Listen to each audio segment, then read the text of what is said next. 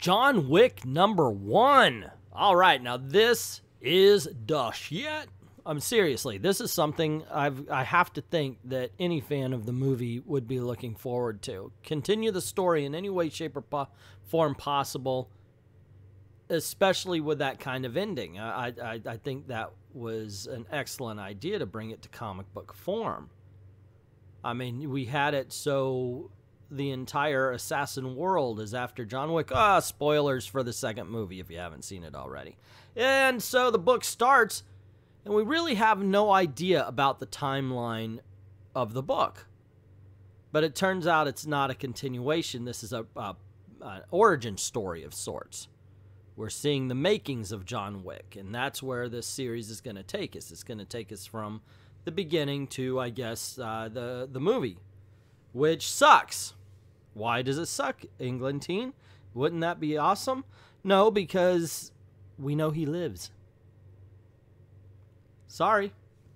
Spoiled it.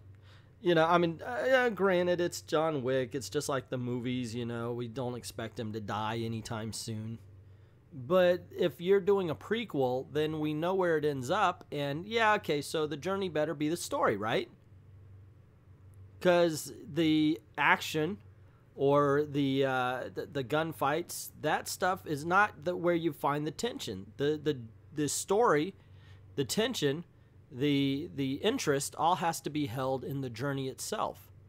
And unfortunately, this book does not hold up. It does not take us on a journey that we want to go on. And let me explain. The story is very sparse. It gives us very little to go on about who John Wick is. And that's okay because we weren't given that in the movies, but comic books are a different medium. Show, don't tell, and I'm going to be very honest. Me and Nerd Rage had a discussion about this, and he mentioned the show, don't tell aspect of the movie. Doesn't work here. So if he says it in his review, by the way, because we were talking about both of us are going to be doing a review at the same time, credit him. I'm the one that took it. But point being is that it avoids giving us any information. So, okay, he sees a death. He notices a guy, but he's got a target in the other room. Why does he have this target? We're never told. He's not a part of the assassins. This is personal. Why is it personal? Never told. We're not given any information as to anything that's going on in this book. Things just happen, and we're supposed to watch it happen. Now, one thing, once again, we were talking about Weaponized Nerd and I. He mentioned, well, of course they might say something later. No, I don't buy into that at all. This is the issue you set everything up with. This is the first issue. Give us all the information we need to move forward. Don't wait until the second, third, fourth, fifth, sixth issue to tell us. Set up now, and then we watch the journey. And I understand a lot of people, especially younger people, are trained to read trade paperbacks. So maybe it's a little better. But I'm sorry, I'm old school. I think if you have a first issue, all the information you need in a book should come in that first issue. You should get everything to carry you forward. And unfortunately, John Wick doesn't. Now, here's the problem when I was thinking, okay, I recognize the strengths. It is a very action-packed book. John Wick is still an interesting character. The world is an interesting world.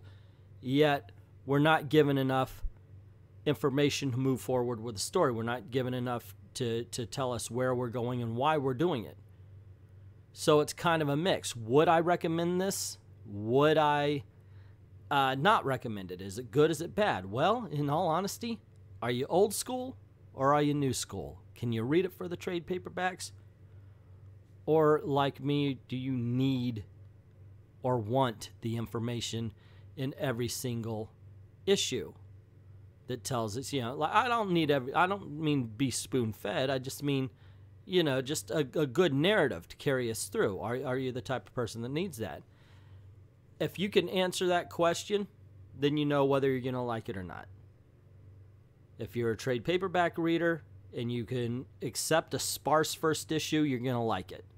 If you need more information to carry you through, if you're looking for story and substance, you might not like it that much. which makes it a 3-star book to me, which is just average.